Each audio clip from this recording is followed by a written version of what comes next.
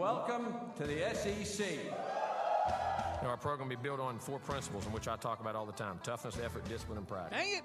I'm going to have to buy that boy cream cone. Now I'm distracted on my point. What were you talking about? It's bullcrap. All I care about is winning. Show me the dang baby. You do it till they do it right, and then you do it till they can't do it wrong. Go get him. Why are you dancing around? Eat him like he's a steak.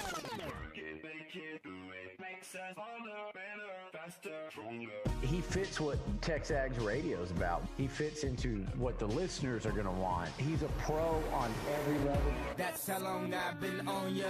It's Nuno and the crew on TexAgs radio, right here on Sports Radio 1150 AM and 93.7 FM. The Zone. You know how long I've been on ya.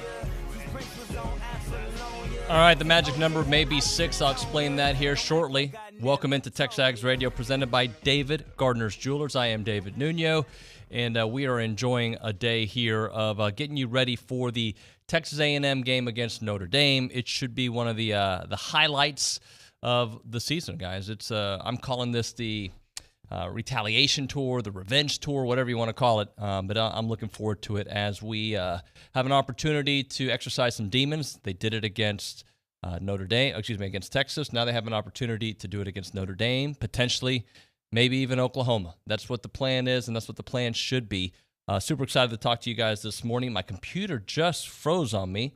So we'll try to fix that here in a moment. But we're going to break it all down, and I'm going to give you reasons for why I think that number of 6 is so important, because A&M's been able to score some runs, and they've been able to do that really with the meat of their lineup not doing much, guys. It's really been interesting to see that even with some of the mistakes that we have seen out there, right? We have seen defensive mistakes. We've seen some pitching mistakes. We've seen some great relief pitching, no doubt about that. But for those reasons, it has been a bit scary when you talk about how this team has done things. But game time is here, 1 o'clock start for that one.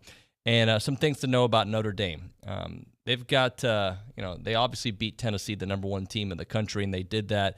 And they have a big-time closer in Jack Finley that we may see today in this game. He potentially could start against Tennessee's 5 scoreless innings in that Game 3 win over the Volunteers.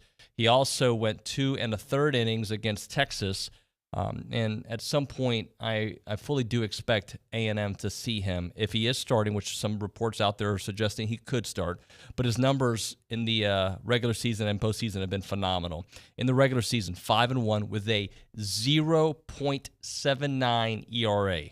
I even read a report that said he's been better in the postseason, looking at some of his numbers. So that just shows you how good he is. Now, one thing we know about A&M offensively is they will eventually get to the pitcher, right? Like that's, if they don't get you early, they'll get you late. If they don't get you at the top of the lineup, they'll get you in the middle of the lineup. If they don't get you in the middle of the lineup, they get you at the bottom of the lineup. And that's something that they've been able to do. So the key maybe against Notre Dame, though, is to get on them early so you can avoid Finley. That would be great. Maybe we could see something like we saw against the University of Texas, where the Aggies are able to get 4 early runs there in the second inning. And, from all indications, from the things that I have read and seen about Notre Dame, they are not built to come from behind. They are a team that is built with strong pitching and excellent defense. For those reasons right there, it is a good reason for A&M to jump on them early. In the postseason, though, Notre Dame, this is why I think the number of 6 is so important. Notre Dame is averaging 4.5 runs per game in the postseason. That's 11 games that they've played in, so 4.5 runs in those games. In their wins, they have scored 6 runs or more in 4 of those games, right? More than 6 runs, they've done that in 3 out of their last 4 games. So really, offensively, they've been peaking at the right time. If you consider 6 runs peaking, they've done that in 3 out of their last 4 games, and they've done that against teams that have been number 1 in the country at some point this year. We're talking about Texas. We're talking about Tennessee. And they also have another pitcher that we could see today in John Bertrand, who got them the win over Texas. So as of right now, unsure about the starters for this game. We should know that here shortly. But Schloss said yesterday in his press conference that it's going to be all hands on deck. And we've seen that from this team time and time again, all hands on deck kind of team. They've got you got Ryan Prager potentially who could go, and he's been I would say typically the number 3 starter for this team this year. He's done a really nice job at times, but he doesn't have a reputation for long outings. It's been a while. He hasn't made it out of the 5th since March, and mid-March, I should say, on that, and he has lasted less than 4 innings in 3 consecutive starts. That just gives you a little bit of perspective of what the Ags are going to be having to go against pitching-wise and what they have themselves pitching-wise. As for the offense, I think we know this about them. They can score. They can flat-out score. They may not lead the nation in home runs, but they do know how to get on base. They do know how to get timely hits. They do know how to get doubles. And the question I asked from the very beginning of the show is, can the Ags score at least 6 runs? So I've already told you that during their College World Series run, Notre Dame is averaging about 4.5 runs per game. If the Ags can score at least 6 runs in this game, their chances of winning are very high, not just because of Notre Dame's numbers, but because of A&M's numbers. They're 29-6 when they score at least 6 runs. And we know what they've done here in the College World Series. 18 runs. 18 runs in those games in the College World Series.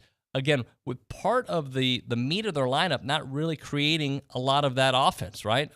We spent time talking about the top of the lineup, but here's some more numbers for you to consider. So obviously you get used to hearing the Dylan Rocks names, the Jack Moss names, the Trevor Warner names out there, but there have been others that have been able to show up. And even Jack Moss, who may have not done a bunch in the College World Series, his postseason run has been great. Austin Boast, Jordan Thompson, and Jack Moss are all batting .348 during this NCAA tournament. We'll take that. We'll absolutely take that. So we'll continue to examine all of this. But right now, let's go around the room and say hello to the people. We go behind the glass. Sam Kamen, good morning, sir. Good morning.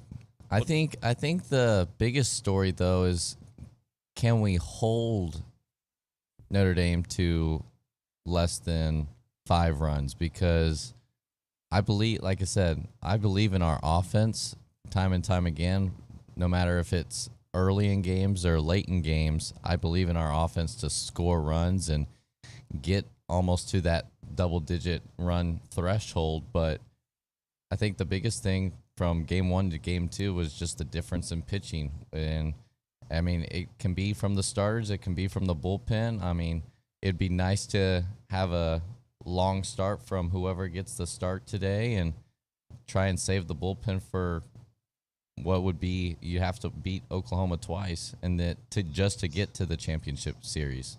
So as I mentioned, they're averaging 4.5 runs per game. Notre Dame is in their wins, but recently they've been getting 6 and 7 runs. Right, their last 3 wins have all been 6 and 7 runs in that game.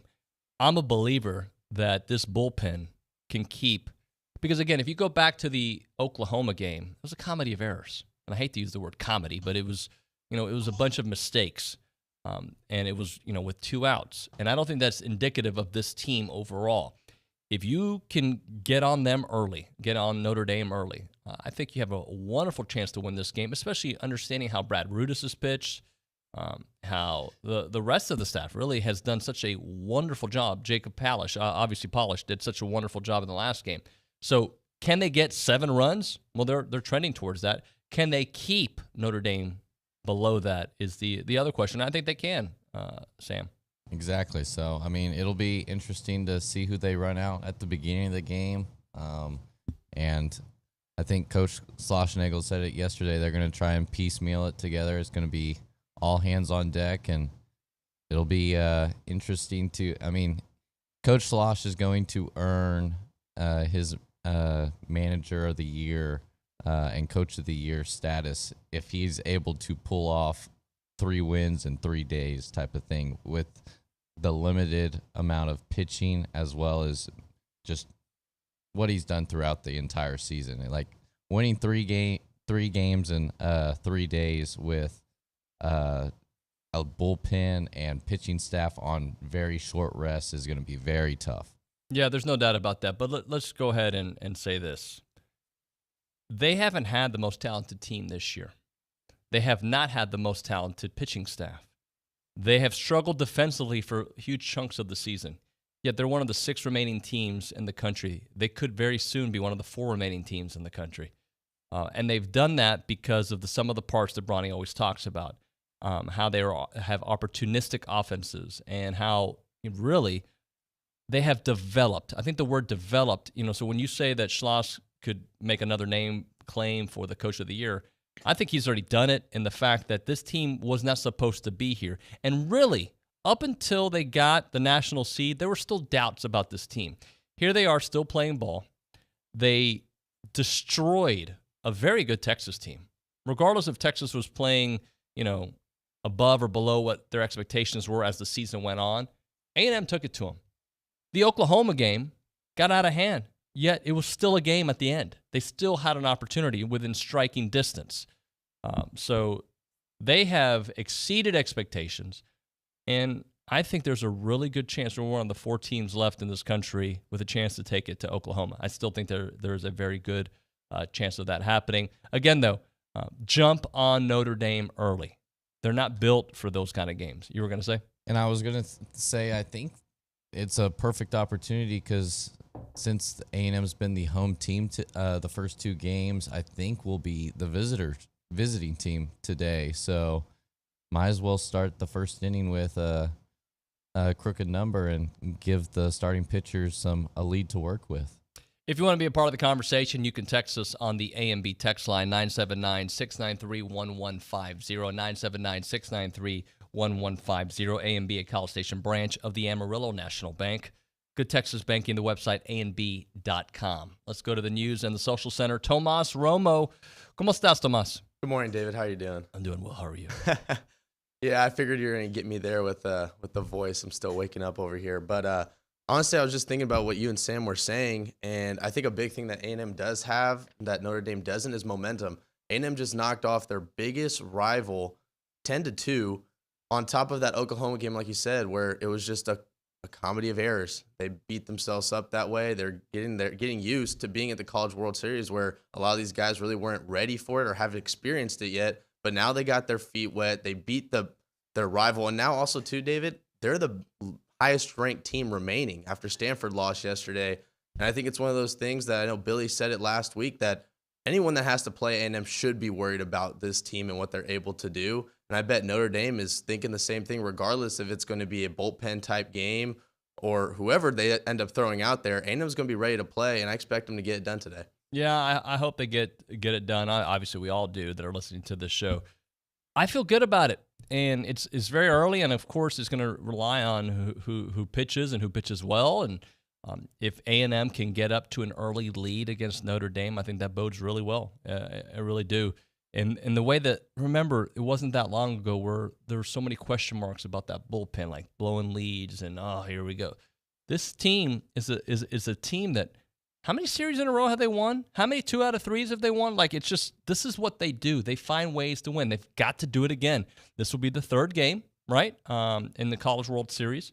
I have no reason to believe that they won't find a way to get it all done. Any text messages for us, Tomas? I don't have any text messages for you, David. I think everyone's just ready to watch the Ags play at 1 o'clock. Yeah.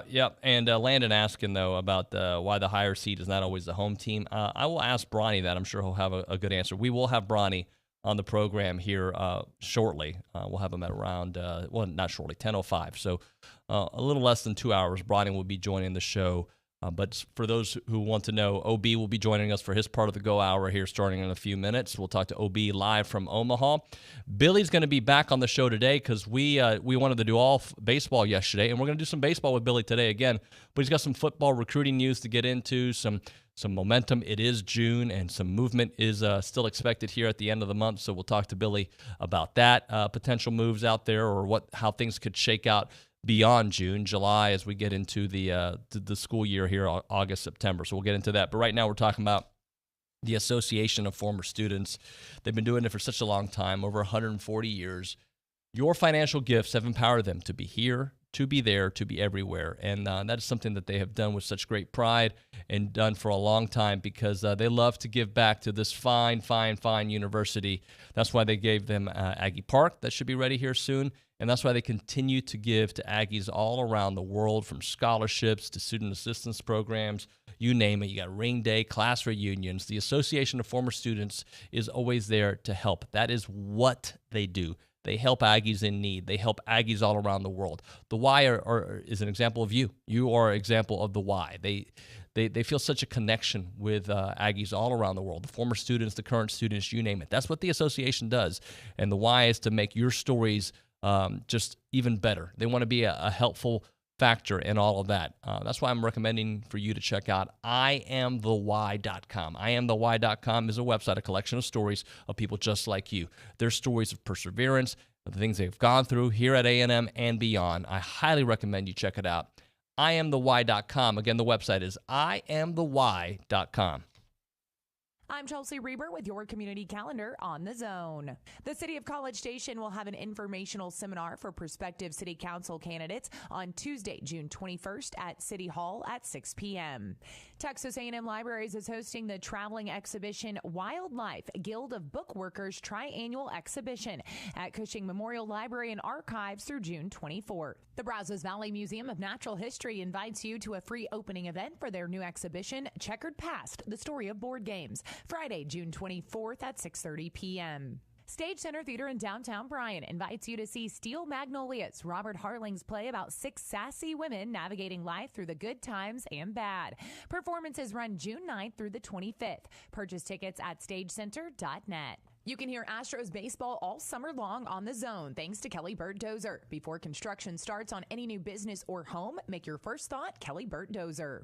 That's your community calendar. I'm Chelsea Reber on The Zone. Does the insulated glass in your windows refuse to come clean no matter how hard you work? If so, the glass unit has probably lost its seal. You might notice moisture between the panes, a hazy look, shadows, or even the growth of some white mold. If so, it's time to call your friends at Intercon. Not only are these conditions unattractive, but you no longer have an insulated barrier in your windows. There are a number of options available to you to remedy lost seals. Most options allow you to retain your existing window frame and just replace the bad glass with a new sealed unit. Clear insulated glass offers an insulating pocket, but no protection against solar heat gain. Low E insulated glass adds a coating between the sheets of glass. The coating blocks about 80% of the solar heat gain, as well as the damaging UV rays of the sun. Another option is to trade out the entire window frame with a premium vinyl window. Since Intercon does both glass and windows, we can offer you a full complement of options. Call Intercon to get a free quote from a locally owned and managed business. Whether you have new construction or an existing home, let the fine folks from Intercon help you keep your home energy efficient year-round. Call Brad Beard of Intercon today at 823-3639. That's 823-3639.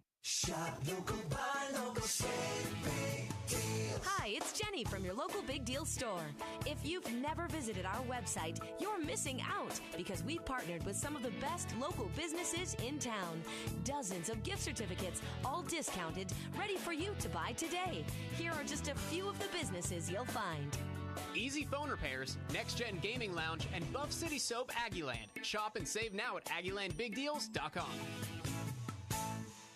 I, Louis Bellina, would like to invite you to hang out with me and my friends weekdays from 11 to 2 right here on The Zone. It's the Louis Bellina Show, presented by King Ranch Saddle Shop. Friends like Alan Ward of Brigadoon Brewery, Billy Liucci, Olin Buchanan of the TexAgs universe, people like Joe Sheehan of the Joe Sheehan newsletter, Bubba Bush of BV MMA and Fitness, and more. It's the Louis Bellina Show, presented by King Ranch Saddle Shop, weekdays 11 to 2 on The Zone.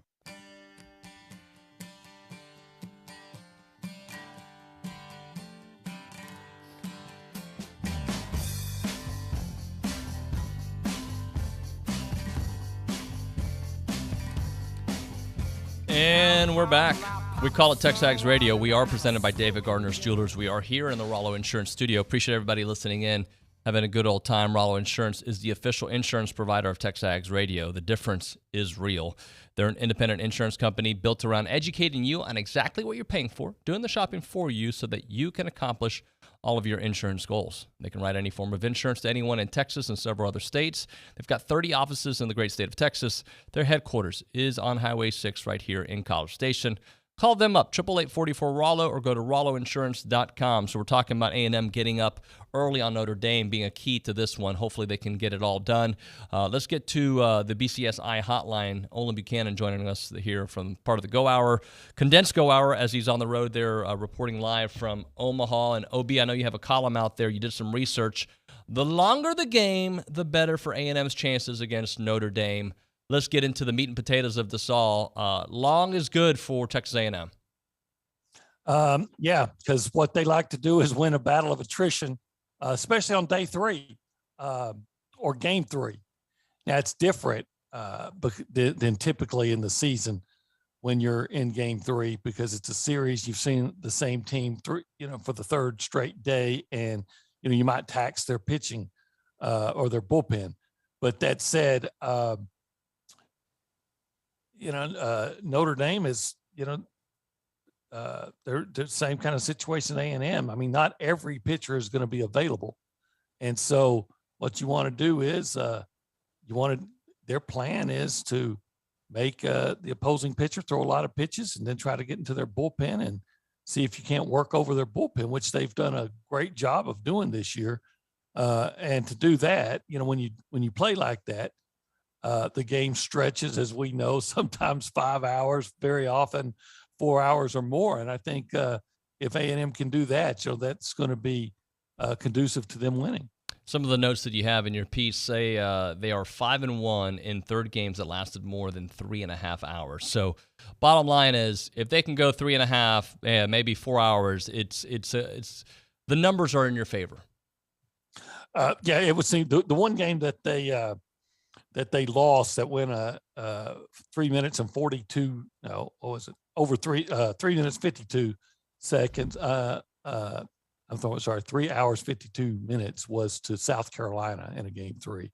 And then they lost a game that went 3 hours and 1 minute to Florida in the SEC tournament. Remember, that was a third game. Yep. I don't think A&M cared about losing, as you recall. But that said, that's not necessarily a big revelation, though, because we've seen it all year. They've gotten into the bullpen, but again, when you get to the third day, when not all the pitchers are available, if you can get into their bullpen, we've seen it all year. A&M just absolutely works over mediocre pitching. Now, the problem with Notre Dame also is we don't know who they're going to pitch. We think it might be a guy, Jack Finley, a reliever who, he pitched the third day against Tennessee in Knoxville, and he gave up one hit over the last 5 innings. Tennessee had knocked out the starter and the first reliever, but that guy came on and pitched great. And they'll probably look at A&M a lot like they look at Tennessee in the way that batting order is. So I wonder if they'll start Finley, just from the outset. Oh, but you mentioned that South Carolina series. If I remember correctly, and I might be wrong here, but I think I'm right, they started that series with their number 3 pitcher and saved their ace for the last game of that series, which also can kind of play with the way those numbers are. Bottom line is, when A&M has a chance to face lineups, especially the longer the game goes or the longer their series goes, they usually get to them. You're absolutely right on that. Actually, a good move by the South Carolina coach, because he figured he wasn't going to win. I think they started their number 2 guy on Friday, and then they had I think that's right. And then they had their guy that would normally be their 3 on Saturday, and then saved their opening guy for Sunday. But so you're right. That is one of the reasons it was that was the anomaly. OB, I'm also thinking about, I use the number 6 as this barometer that A&M needs to score, but the longer the games go, obviously, and I hate saying obviously here, but the more runs that they score. And these long games, they'll get you 8 runs. Typically, they've, again, in these game 3 situations, now they did get shut out by Florida in the third game of the SEC tournament. So nothing's ever 100%, right? And we talked about that South Carolina game, they lost 9-4. But every other one of these 3-game or third games, they scored 15 runs on TCU. They had 12 in a series against Ole Miss. Every 23 at Georgia in the third game, 17 against Kentucky. So in most cases, they're scoring 8 runs or more in those third game scenarios. And they scored 8 runs against Oklahoma. They scored 10 against Texas. So, that offense is, is typically productive, and especially in a third game. So I would go in now. Schlostegel said you can't do this, but I would go in thinking, okay, A&M's going to score 8 runs. Can they keep now? And Notre Dame does pitch well, but they, maybe the line is 8 runs. And if you get to 8, are you going to pitch well enough to keep Notre Dame under that? Notre Dame's not a big scoring team. So that's kind of my thinking here. If A&M can get up early, and then look, if they start Jack Finley, I don't know if that helps or hurts you because then you don't have to face him later in a close game potentially. Right. But regardless, if A&M can get up on Notre Dame, looking at their numbers throughout the season, they're not built to come back in those kind of games. And A&M's got an offense that can kind of break your neck, if you will, or break your back as they keep piling on runs. Yeah, I think obviously you'd want to get up early if you can, but I think it's more important to just keep Notre Dame off the board. The idea is that maybe you're going to break through sooner or later, but as long as Notre Dame doesn't have a lot of offensive output, when that time comes that you break through, you're going to feel pretty good. I know that Schloss is concerned about the pitching and the defense, and he's acknowledged. So we got the worst defense here, and our pitching is not as deep as Notre Dame. So I think I'm not sure who's going to start today. It's typically Prager.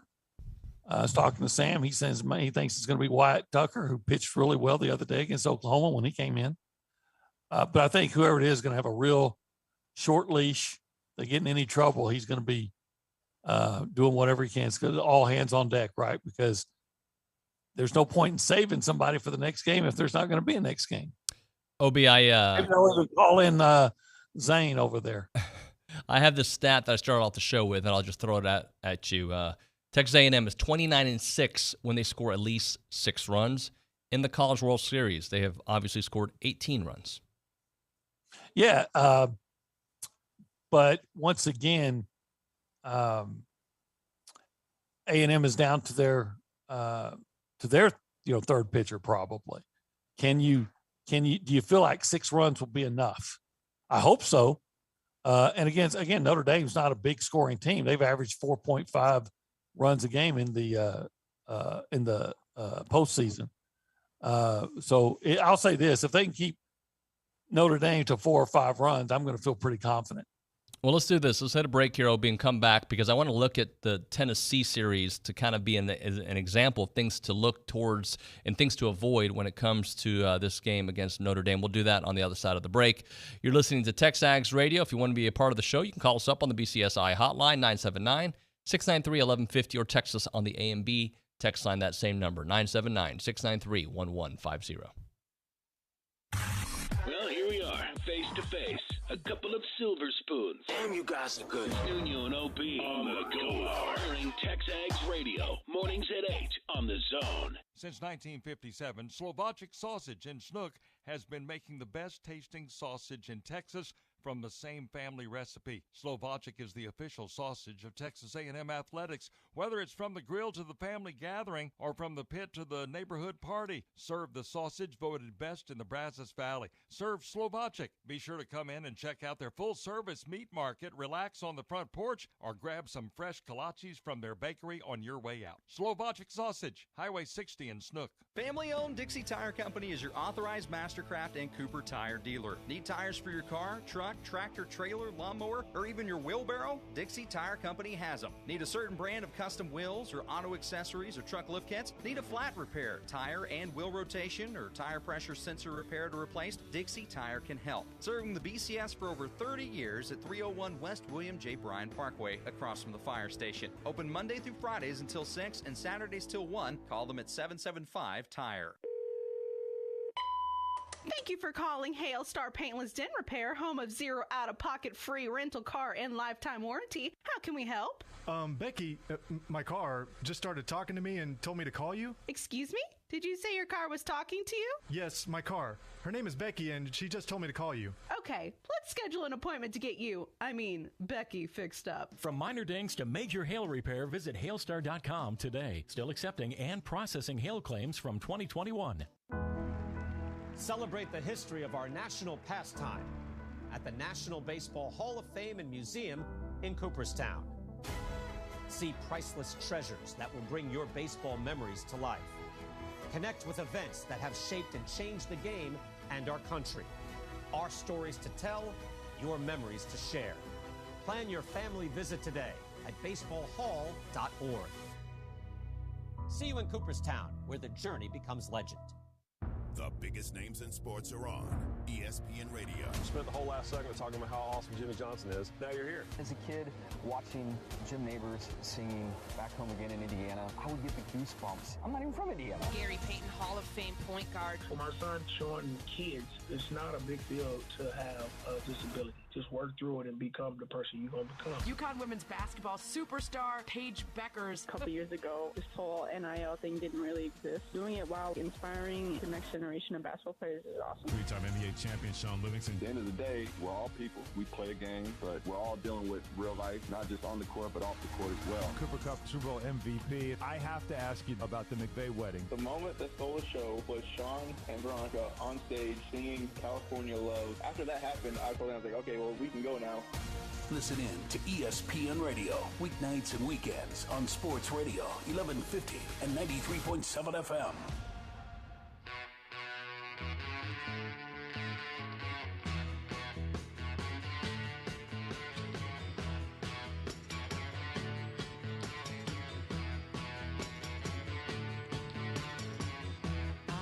I have an admission to make.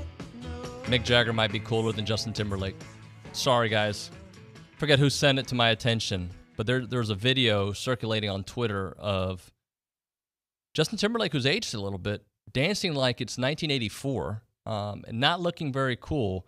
And I'll say this, maybe in his 20s, he was cooler than Mick Jagger, but Mick Jagger dances better than JT does right now, OB. So I apologize. This might be more of a bit, but I do apologize that happened. So welcome back to the show. Well, I think Broniger may be cooler than Justin Timberlake.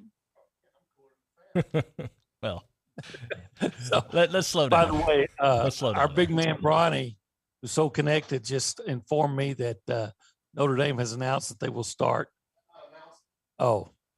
They expect, I should say this, expect to start Liam Simon. Now, he's the guy that got knocked out after, I think, in the second inning against Tennessee. Let's do that. Let's do that. So your theory that A&M better get off to a fast start, that probably underscores your theory, because you don't want to be behind when Finley comes in. Yeah, no, you do.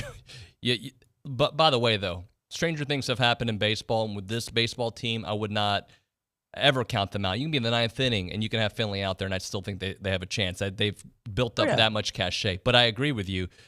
Let's not put ourselves in that position. I was texting back and forth with somebody during the Texas game, and I'm like, you know what? This 2-2 thing is cool when it was 2-2, but let's just win 12-2. And we got close. We got 10-2. Made it. Well, Ronnie told me the night before, he said A&M's going to score 9 runs. He only missed it by 1. That guy knows his baseball. But what does he think today? I haven't. He said, well, I say this. He thinks that if Notre Dame scores 5 runs, that A&M might be in trouble. Okay, so don't allow 5 runs. All right, because that's above what they've done here. Although their last 2 or 3 games, they've scored, I think it's 3 out of 4 games, 7, 6, and 6. So they've done it against some pretty good teams. All right, Obi, so how much can we read into their victory over Tennessee? They were able to stop that offense. A&M is at their best when they're scoring runs and getting those crooked numbers in those innings. How much can you think we can read into the Tennessee series as something to, A, avoid, and B, try to overcome? Well, I think you look at it and you raise your eyebrows, say, oh my gosh, if you can hold that offense to 3 runs at in Knoxville, in a very crucial game for the College World Series. I mean, that says a lot. You have to respect that. So I think that really does it.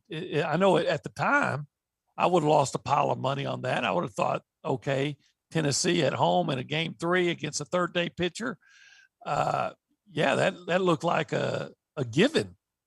And it started off that way. But, Schlossnagels really feels like the key is just good pitching and finally playing better defense. making the plays that are there to be made. We all talked about what happened against Oklahoma. They could have won that game. Yeah. And then they got off to that kind of a similar start against Texas, but, played better defense after that. And then, of course, we saw what happened. And, that Texas pitcher, what was his name? Gordon. He had been, I talked to some people that covered Texas, and he had been like their star. So, I'm with you. You don't just raise up the white flag if this Finley guy comes in. This offense has shown it can hit just about anybody. Yeah, but it certainly would behoove your chances if you get off to a fast start against whoever they're throwing. Obi, this team has had to do this on several occasions, but win by committee. It feels like that's what the game plan is going to be today. I think so. I wouldn't be surprised if you saw either Prager or Tucker start, and then, maybe go 3 innings even, maybe 4 if you're lucky, and then somebody else come in for 2, and then Cortez come in for 2, and just whoever. Again, it's you do whatever it takes today, because you would love to feel like that you would have a pitcher go out and throw you 7 strong innings, but there's really been nothing that you've seen that would make you think that that's what's going to happen today, because their third day pitching typically hasn't been that sound. So I like what Prager's given the Aggies this year if he is the guy that goes. I talked about in the top of the show, he has not made it out of the 5th inning since mid-March. Okay. You get 5 innings out of him from today, you're winning this game, because I really feel that strong about the back end of the bullpen, the way they've been playing. Also, he hasn't lasted more than 4 innings in 3 consecutive starts. So I guess that magic number for him would be 4 to 5 innings. If you can get that from him, you've got to be feeling pretty good. Yeah, and again, if he gets the there, guy. The first sign of trouble, they're probably going to lift him and bring somebody else in, because of that bullpen has pitched so well, typically. The free bases, obviously, it's something that has been a heavy emphasis. You cannot give free bases, and the defense too. The defense has had their lapses. At this point, we can't get into. They're not like practicing, right? It's more of mental reps, if anything. But that's got to be something in the back of their mind. Well, we went to practice the other day, and they were practicing. Oh, were they? All right. Especially on covering first base and fielding bunts and things like that. So I don't know what they did, or even if they did practice yesterday, but I do know the day before the Texas game, they were practicing, and Schlostegel was, let's just say he had a very critical eye that day, making sure that they got better at it. Well, he's got to. That is, again, take away some of those mistakes. They're on the winner side of this bracket, not where they are right now, in my opinion. That Oklahoma game feels way different. Well, it absolutely could have been. Again, they scored 7 runs in the second inning with 2 out and had some opportunities. Ronnie and I have debated the significance of it, but, when you have 2 outs and the number 9 hitter and a 0-2 count on him and hitting, that seemed like that's where everything started to fall apart. Get the number 9 hitter when you got 2 outs and there's not a 7 and 2 strikes. There's not a 7 run inning. And, then again, maybe everything changes. Yeah, absolutely. Hey, so for you, who has been the story of the postseason? If there's a player or maybe a group of players that you've been like, the Aggies are here because of the contributions they've gotten from this person, who would you say? Man, that's a tough question, because, there's so many, I tell you 2 guys that have really stood out to me offensively and pitching. And offensively, I've been so impressed with Jordan Thompson. Mm-hmm. I mean, that's a number 8 hitter that's really been coming through and hitting with power, hitting at clutch times. And then, Palish. I mean, if you're going to pick one guy, I mean, there's a lot of guys you could pick, but, Palish has just pitched so well. And then when he came in that situation against Texas, and pitched so well. Yeah, I mean, he comes to mind for me immediately. Wasn't he the guy that came in with the 3-2 count against Louisville? Yeah, yeah. And got the strikeout. Yeah. And then he had bases loaded the other day against Texas and gets the big strikeout against Melendez. He's been, by the way, there isn't a wrong answer, but those are the two names I was thinking myself. Oh, really? Okay. Well, great minds think alike. I wonder how Bronny would answer that question. No, he'll give you the opposite of what you want him to give you just to be, Bronny. Yeah, I think so. Yeah, that's just how he rolls. But I have to admit, this is the first time I've actually been around Broniger to cover baseball, with him there. And I hate to give him too much credit, but man, he knows the game. He does. He definitely knows the game. He does know the game. So for you, OB, we're gonna round out our baseball. And I got one football thing for you. Okay. What is the key to a victory today? If you had to pick a couple things that we need to see, what are they? Keeping to a minimum, the absolute minimum, free bases. Okay, make Notre Dame work for anything, and then work the count and do what you always do. Work the count and try to. Now, maybe you don't want to get into the bullpen necessarily with Finley, but work the count and approach it the way you always have, and just try to wear down that pitching staff. So we are today a month away, OB, from Jimbo Fisher taking the podium. Today would be the last day of SEC Media Days. I don't know, man, but I feel like it is here. Once this, typically I feel like there's been a baseball ends, and there's a little bit. Hopefully this goes at least another week, and they're winning a national championship. But football season's here, man. Yeah, this has been an interesting year in that, in a good way. In that, usually you just feel like you're lost in the wilderness of the sports calendar after football season. But the basketball, you got so much excitement out of that run to the NIT and anger that you didn't get into the NCAA and all that, but it was exciting. And then baseball, about the time basketball ended, baseball was turning things around. And then you've had this really exciting run. So it's really made the wait for football season not so frustrating, or you're not just feel like there's nothing going on. But the SEC Media Days will be here before you know it. And to me, that's kind of like when, I don't know if that's when football season starts, but that's when the doors open, right? You haven't really you haven't had the restaurant. That's when the restaurant, you're in the restaurant, you're being seated. It's like last night. It seemed like a month after we got seated before we got our food, but now the food is coming. So, but part of that, OB, part of the reason I think you hit it on with the way golf has gone, track went, basketball, baseball extended season, but also the storylines in football never stopped. And I'm not just talking about the Saban fiasco. I'm talking about the number one recruiting class, how NIL's changing, how there's the transfer portal. There's been a real, the offseason has every year felt a little shorter, but this year in particular with A&M storylines has really made it, I don't want to say smoother transition, but it just felt like football was in the air all year. Yeah, it feels like that. Well, 2 years ago it was A&M saying, or last year it was A&M saying, or Jimbo Fisher saying A&M was going to, beat Alabama or Saban's ass before he retired. And everybody was talking about that. And then this year it's everything going. I think A&M's become this team this program that for better or worse, people are always going to be talking about in the off season. And I love that. And it goes back to your coach and the way he approaches things. And he's not going to back down from anybody. I love that. But you're right. The whole thing with Saban, that sure gave a lot of people in our profession,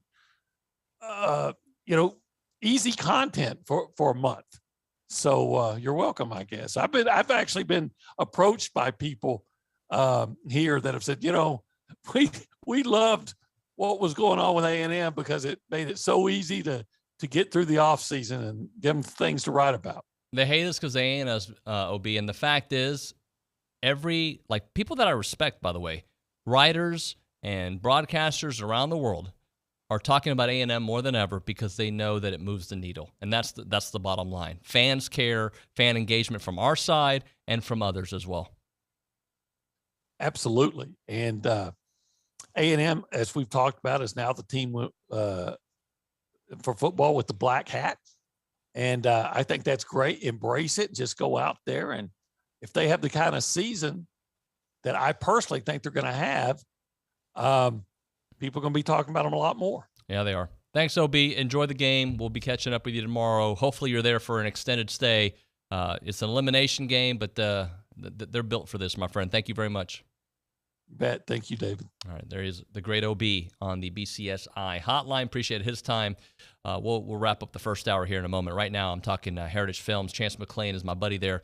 YourHeritageFilm.com is the website where you can find out how to get a documentary done about you, about your mom, about your father.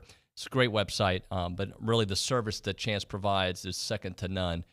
If you haven't really considered what this would mean for your family, just think of it this way. It's a gift that is going to be given to your kids, to their kids, to their kids. We're talking grandkid after grandkid, right? Your story, your family's history preserved and told from a first-person account. And I'm telling you guys, it's going to feel like you're watching a movie on Netflix, on the the History Channel, whatever it may be. Wherever you get your documentaries on HBO, that's what it feels like. The music, the video, the questions, the production of it all. Chance does such a wonderful job. He's done radio stations, movies, Broadway musicals. He's done it all, and now his passion is telling your story. Check out the website, YourHeritageFilm.com. YourHeritageFilm.com, 713-893-8341, 713-893-8341. This is your community calendar on the Zone. The theater company of Bryan College Station presents Disney's Newsies. Performances run June 10th through the 26th. Purchase tickets online at theatercompany.com/tickets. Texas A&M is hosting an international collegiate robotics competition at the Memorial Student Center June 25th through the 27th. Come watch teams from all over the world compete. For more information, go online to TamuRoboMasters.com. Brazos County Master Gardeners invite you to an educational program featuring Ann DeLeon, the nursery manager at the Farm Patch.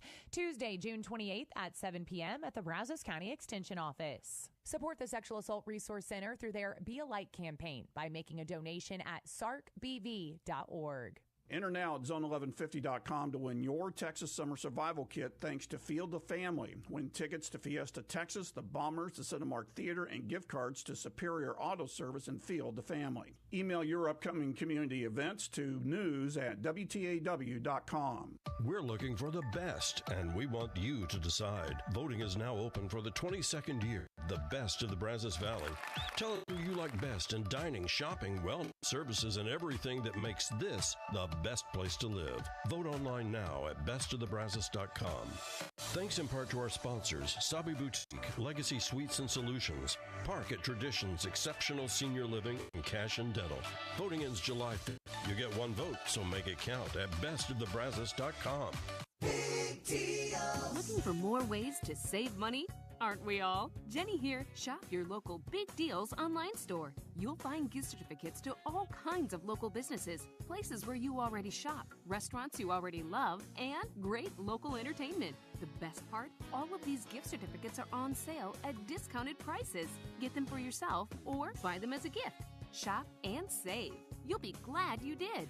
AggielandBigDeals.com to save big. AggielandBigDeals.com. Okay, people, summer's here. You know what that means. We could fly. Yeah, it's time to make a splash at Hurricane Harbor Splashtown.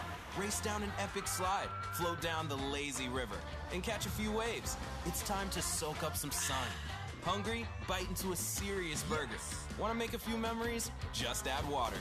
Remember, this is your summer. This is Hurricane Harbor, and it's better than ever.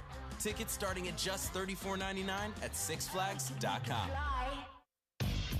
Keyshawn, J. Will, and Max. What's better, 0 degrees or 100 degrees? You don't see anybody leaving California, Florida, Arizona, Texas to run to Canada. I'm retiring to the North Pole next year. They don't do that. No one leaves those places, especially in the winter. It's getting a little hot here in New Mexico. I'm going to go up to Antarctica. Spend your mornings with Keyshawn, J. Will, and Max, powered by WC Tractor. Mornings from 5 to 8 here on The Zone.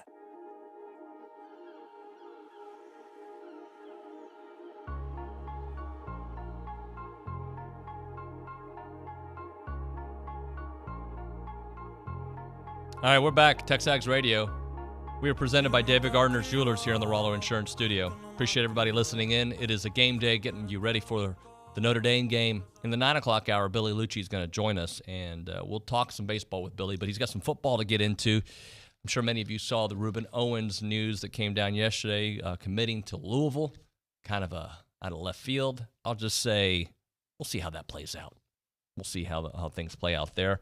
I'm not saying he's not going to go there. I'm just saying it's early in the process, and I think that one came out of left field. So we'll see how that plays out. All right, we go to Sam Kamen, who's got some thoughts on Notre Dame. Sam, you were telling me during one of the breaks that you feel that we've seen this playbook before. Yeah, I mean, watching the Tennessee and Notre Dame series, Game 3 at least, Tennessee was controlling that matchup up until like the 6th or 7th inning, where some opportunistic offense for the Irish struck, and it was 2 home runs, that solo shot and then a 2-run shot to right field, and by that time it was tied up 3-3, and that just like put the dagger in the heart for the Vols, and then they just kept hitting away. And one thing I noticed is they will play small ball to manufacture runs. Outside of their third baseman, they've got a lot of solid guys. Their third baseman's their best player, and they're not afraid to use small ball to manufacture runs. And so for a team like us, where we struggle fielding and especially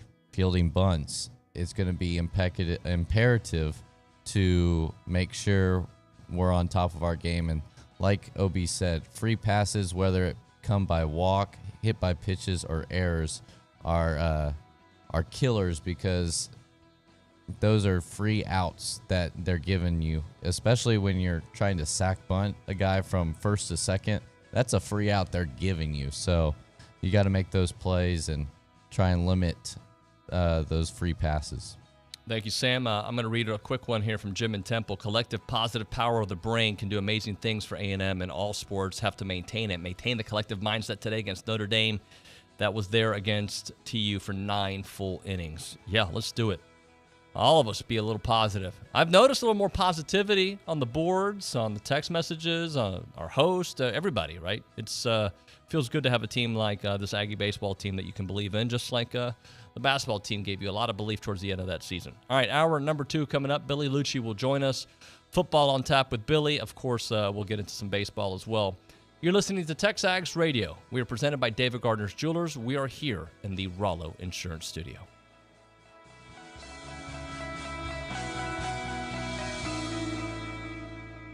One of our biggest problems today is that we are afraid to have others challenge our mindset, and therefore we avoid topics that can lead to challenging conversations. At a young age, we're told not to talk about anything that is remotely divisive, but without having challenging conversations, how do you know that what you're saying is your truth and not just something you were raised to believe? Having conversations is how we learn. It's important to be able to see the other sides of things in order to form an opinion and choose what's best for you. Let's say you were raised to shower with all your clothes on. You could go throughout life thinking that is the best way to get clean, and if you never meet anyone brave enough to talk about hygiene, then you may never know that there is a better way. There's no reason to be afraid of differences. Limiting yourself to certain topics can render yourself unable to talk to friends, coworkers, or even family. To avoid challenging conversations is the same as to keep your mind trapped in a little box. Open your box and start having more civic conversations. Civility. It's an American thing. From AmericanThing.org. Paul Feinbaum is SEC country, and Aggieland is too. Listen in to Paul weekday afternoons 2 to 4 on the Zone 1150 AM and 93.7 FM. This is KZNE, College Station Bryan.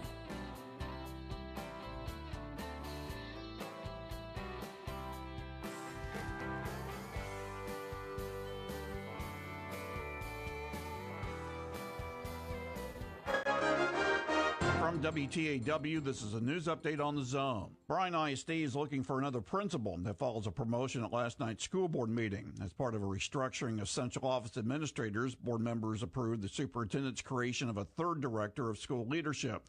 Filling that position, Linda Montoya, who's principal at Jones Elementary the last 11 years. BISD board members also approved the superintendent's recommendation of who will lead BISD's department covering special education, bilingual, dyslexia, and early childhood. Jennifer Warren comes to BISD following 2 years in a similar position in Midland. She'll be taking over a special education department that board members learned last night has 81 vacancies. Brazos Transit District investigating adding ride-sharing to its other services in Bryan and College Station. General Manager Wendy Whedon says what's called micro-transit in public transportation has become more popular around the country since the start of the pandemic. Microtransit was initially thought of as for the first and last mile type of service, but I think it's evolved to something even bigger than that. Whedon hopes to have a pilot program started within the next year with the company that works with public transportation agencies. College Station City Council approves 10 pages of changes to its regulations covering dockless bike sharing. The sharing now covers electric scooters and bicycles operated through A&M's third-party contract with VioRide. College Station allows electric scooters and bicycles to operate on sidewalks. Vanessa Garza at the city's bicycle and pedestrian program was concerned if they were restricted to streets. Asking them to be in the road where it's just a stripe on the road, I think that could discourage some from biking if they can't use a sidewalk. The updated ordinance does not apply to those who own electric scooters and bicycles. College Station residents interested in running for mayor or one of the two open council seats in this November's election can learn more tonight about campaigning and holding office. Tonight's Council 101 meeting starts at 6 in College Station City Hall. And that's your news update on the Zone. Question. Would you pick a chain barbecue place over a hometown joint? Do you root for East Coast universities instead of the local team? Nah, then why choose a big Wall Street bank? A&B started in 1892. 5 generations later, we're still owned and operated by the same Texas family.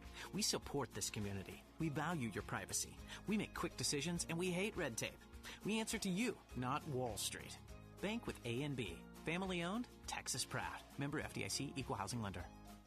Experience life and save at Moody Gardens. Introducing Rainforest of the World Dynamic Dwellers. As small creatures are doing big things in the Rainforest Pyramid. Dip into coastal life at the Aquarium Pyramid. Palm Beach, Beats on the Beach, the Colonel Paddle Wheel Boat, and dinner cruises. This August, have the time of your life at the Island Rideout and Bike Expo, Air Car and Boat Show, and a Dive Expo. Save with a value pass to Moody Gardens attractions, hotel and golf packages, and enjoy free Saturday fireworks. Island life at its best. Save at moodygardens.org. Good morning, sports fans. I'm Zach Taylor with your Aggie Sports Minute on the Zone. This Sports Minute is brought to you by Hilco Metal Roofing and Supply. Call 936-825-0500 or click HilcoSupply.com. Well, it's another do-or-die game for Texas A&M baseball as it takes on Notre Dame this afternoon in the College World Series. How to get the win, Aggie head man Jim Schlossnagle says his squad will have to get some hits against some good Irish arms. Yeah, it's a different scenario here, especially with the off days. You can bring guys back. Notre Dame specifically has super deep pitching, maybe the best depth of pitching that we've seen all season in the bullpen and on the mound. So we're an older team. They're older than us. Transfers and grad transfers. So it's going to be a huge challenge. It marks the 5th time the Aggies and Irish have met on the diamond, with the series currently tied at 2-2. Something has to give this afternoon when the squads square off at 1 p.m. at Charles Schwab Field. Broadcast is right here on the Zone. Former A&M women's basketball standout Kayla Wells has been named to Team USA's 3-on-3 roster for the FIBA series. Unlike 5-on-5, the games will be played on half courts with a 10-minute game clock. Wells ended her career this past season as the Ags' all-time leader in games played and 5th in points scored. And that's been your Aggie Sports Minute, brought to you by Hilco Metal Roofing and Supply. On the Zone, I'm Zach Taylor. Looking for the Zone prize rules? Would you like to apply for a job at the Zone? Or need a phone number or email for the Zone? Visit zone1150.com. Would you like to sign up for the Zone All Access newsletter? Looking for podcasts of TexAgs Radio, The Louie Bellina Show, or Chip Howard? Or would you like to see the Zone's daily schedule? Visit zone1150.com. For more information, any questions, to contact us for everything and anything about the Zone, visit zone1150.com.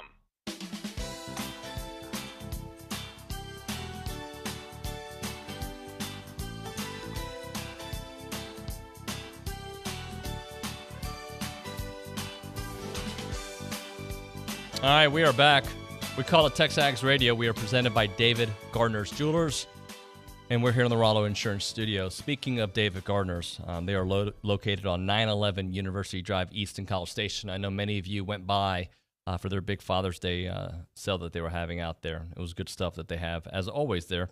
But again, they have a wide selection of Rolex timepieces, men and women. You should stop by and meet with their certified Rolex specialist and get some ideal gift for whatever family member you're trying to get, or maybe for yourself, maybe a signature bracelet for your wife. It's David Gardner's Jewelers. Shop online at davidgardnersjewelers.com. That is the website where you can get it all. And we appreciate what they do for us here on TexAgs Radio. If you want to be a part of the conversation, you can call us up on the BCSI hotline, 979-693-1150, 979-693-1150, or you can also text us on the A&B text line. Billy will be with us here shortly, so we'll chat with Billy. We'll talk some baseball. We will talk some football with him, as there's some things that have broken here over the last 24 hours from a recruiting standpoint, so we'll chit-chat with him shortly about all of that, and obviously, though, baseball being top of mind. Also want to say happy birthday to JB Moss. Saw it on Twitter. He's a big contributor to the show. Obviously, we remember him from his time at playing for the A&M baseball team. He's been taking it all in. His birthday is today, and somebody tweeted at him. Hopefully, we can get him a victory. This Aggie baseball team give JB a victory here and move on in the College World Series. Before Billy gets here, I kind of want to do a little player spotlight, because I mean, we focused on Jordan Thompson earlier and how key he has been and how good he has been, and he certainly has been really, really good. But Brad Rudis has been phenomenal for this team. Got some notes that came in from the A&M SID staff that I kind of want to show you. He's appeared in 6 of the 10 games in the postseason, and he is 0-0 with 1 save, 1 hold. But his ERA is the part that'll make you say, oh, yeah, I like that. Give me more of that. 1.04 ERA and a 200 opponent batting average. 7 strikeouts in 8.2 innings. Brad Rudis has been great. He has been so solid for the team. He's not the only one. We focused on Jacob Polish earlier, and we'll throw out some of his numbers here in a moment. But when the Aggies have needed some big-time relief pitching, Brad Rudis has been there. He has not allowed a run in his 5 NCAA tournament appearances. He's given up 4 hits, 1 walk, while striking out 5 and 6 2/3 innings. Brad Rudis has been phenomenal. And, if today's a game by committee, they may need Brad. They're going to need a couple of guys. Good morning, Billy. Good morning, David. How are you? David off. David off, like David Hasselhoff? No, remember there was like I don't know if it was a cologne. I never wore it, but I feel like there was some kind of David off. I don't know. Not familiar with David Off. Did you hear my little point that I was wrong on Justin Timberlake? Yeah. I saw that video. It was I didn't troublesome. see it. It's bad. Well, he's in his 40s. He's married. He's got kids. At some point, man, you lose your coolness. Everybody does. Have you seen the Fonz for the last 30 years? Winkler. Was he ever really cool? No, but he was the Fonz. He was the Fonz. Cool on in that world, he was good. It's the Fonz. When was that? Okay, the show was based on the 50s, but it was in the 60s, 70s. I don't know. I have no idea. Yeah. Couldn't have been that old because Scott Baio was in it. Right. Charles in Charge. Good show. Good song. I don't know if it was a good show. I liked it. Charles in Charge. Buddy of Limbeck? our day. What was he, the bully? No, he was Willie Ames, the best friend. Oh, like curly hair Curly dude? hair guy, yeah. Who was also on 8 is Enough. I was never big into that one. No, I like that show. I mean, I like my share of sitcoms. Charles in Charge. Alf? Hated Alf. I thought if you watched Alf, you were really stupid. I feel like Alf was just a low IQ kind of watch there. Family Ties? You had to be all in on Family Ties, no? Yeah, I did like Family Ties. Michael J. Fox's character was great. I did like Family Ties. Alex P. Keaton. Mm-hmm. Hey, so I like that. My thinking today is jump on them early.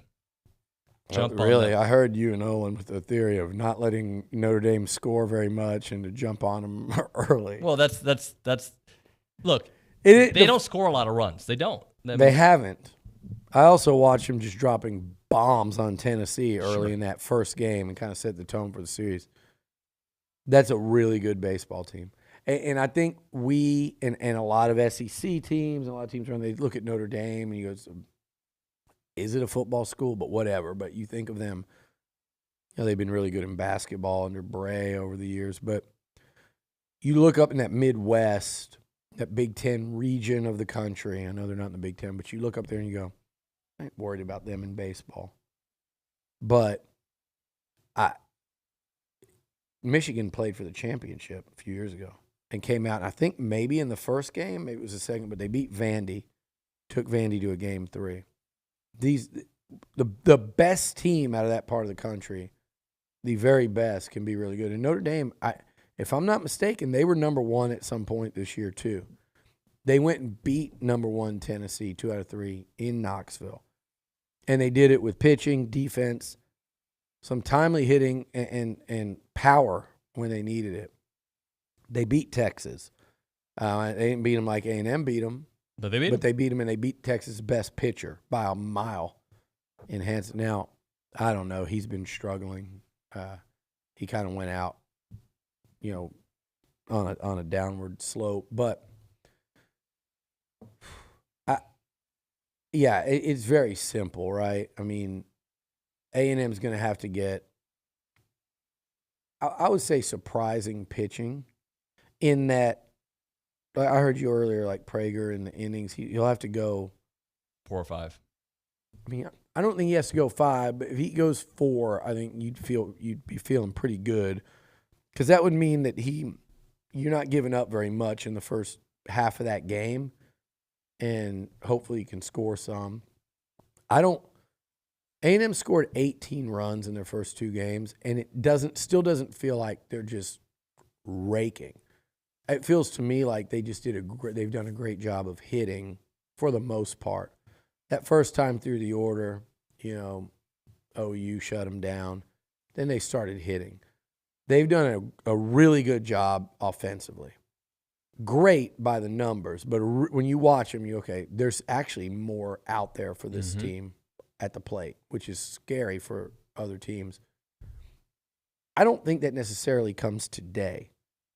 I think A&M, I was with Bronny. Olin said Bronny thought they'd score 9. I thought A&M wins that game against Texas. My prediction was 9-6. That's what I was telling everyone.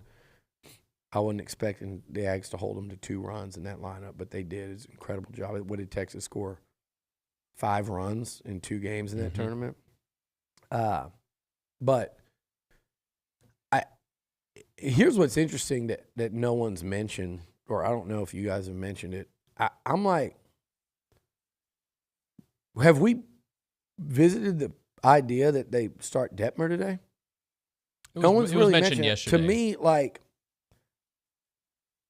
if today's like his bullpen anyway, and he threw, what did he throw, 40-something pitches? He threw 40 pitches? Yeah. He's out in the first inning. The second inning. He threw 40-something pitches. Your season is over if you don't win today. And you can do your normal Sunday thing if you want. And I believe in Prager. I mean, I believe he can get you, if it's whether it's 3 innings, whether it's 4. He's capable. He's more than capable. And then then you start going. You got Will Johnston. You got I don't know what the status is for guys like Cortez. Rudis hardly threw an inning and an out, 4 outs. You go from there. But Wyatt Tucker, or do you start Detmer and say, this is a win or go home game? This is a win or go home game. You start a guy against maybe a lineup that doesn't score a ton of runs. It's not like those high-end SEC power lineups like what we saw Ole Miss do yesterday or Arkansas do a couple of games ago, right? Right. And do you see if you can get him kind of like completely backed into the corner to say, you know what, I went out and I didn't perform, and I'm embarrassed with what I showed the last time they gave me the ball on this big stage, and I want to get out there. I don't know the kid personally at all. I don't know if that dog competitor's in there or not. I think it is because I don't think you go up and pitch like he did at Vandy or in some of these SEC venues if it's not there. He's in a slump. He hadn't been himself. Micah Dallas was in a slump, hadn't been himself, and you look what he's done since the SEC tournament. He hadn't been dominant, but he's been damn good. He's been as good. He's been better given the stakes than he was early in the year when he turned everybody's heads. So, Nuno, do you trot him out there and say, I like that idea. You kind of go, this gives us a chance to, maybe he bounces back and maybe he's more likely to get you 4 or 5. Or you also at least introduce the possibility, however unlikely, that he can go out like he used to do and get you 6 or 7. It's not likely, but I don't think it's unrealistic to go, man, go out there and get us freaking 4. Go into the 5th. Just do it. He's been doing that at least, save for the and that might be the kind of lineup, and I know they can mash when they need to because they did it obviously in that first game against Tennessee. But maybe that's the kind of lineup where you're not going to give up a 6 spot, hopefully, in an inning. Yeah. I mean, OU didn't have to mash to get 7. Well, they hit the 1 3-run bomb that inning, but here's my other stance on that. Slosh and Yeski are always looking ahead, right? The championship series is Saturday, Sunday, Monday. The sooner you also throw Detmer, the better he will be if you have to bring him back. And I know, like, you're going, oh, who wants to bring him? Okay, the guy didn't get out of the second inning, and he's been still. He's 1 year, 2 proven starters. He has pitched outstanding for you at some point this year. And he's the guy you gave the ball to open up the CWS. You want him pitching in a best of 3, and you want him as rested as possible. So that also sets that up. And then you're playing, if you win, you're playing OU tomorrow, and you're doing your Sunday game thing, which A&M's won a ton of Sunday games. You're doing your Sunday game thing tomorrow, and maybe that's when you go Prager, Moo, Cortez, and that's your kind of your plan in your head there for that. You see where I'm going? And maybe OU, Micah? And I don't know what OU does. Does OU go back to their game 1 ace, or do they say give him an extra day rather than pitch him Friday, Wednesday, because he might not quite be the same, and this A&M lineup still scored 8 in that one. Let's save him, get him an extra day of rest, have him for a do or die if we need it. If not, we got him game one of the championship. So you might be playing OU, and their Saturday guy who lost in the regional, and the game he started against Vatek scored like 13, and they hammered him. So you might have your Sunday lineup against a pitcher that's lost his last 2 starts and got hammered. I'm sitting here thinking about that going, it wouldn't shock me, Detmer or Prager today. So then, under that scenario, does Micah hopefully get you the second game of an Oklahoma game as a series? I think that would be what you'd hope. It's not. Yeah, I mean, I think at that point you'd have to see like, hey, can you go out and get us? And then you don't see him again potentially till a Sunday game next week. Right.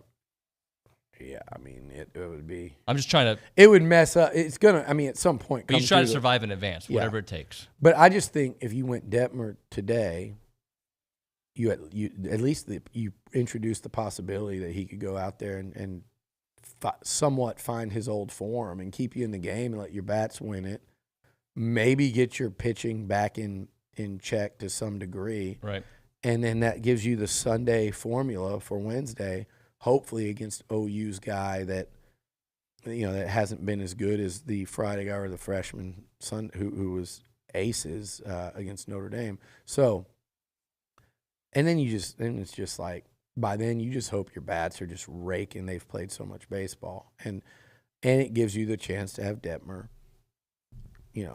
start in one of the first couple games of the weekend series. So, I think that's something to think about today. I don't think it's a sure thing. And then it becomes, hey, if you go Prager and company and just piece together one today, then you definitely trot Detmer back out tomorrow against OU. But see, my thing is, even though they only saw 40 pitches, he also got knocked out in the second inning. And so do you really want to start him against OU, or do you want to give him a look against a different team? And like you said, a different lineup. So I think it's certainly something to think about and consider. So I'm looking. They still have not announced who the starter today is going to be. So if they do that during the show, we will let you know. Perfect. Also on the chat, somebody said, I know this cologne.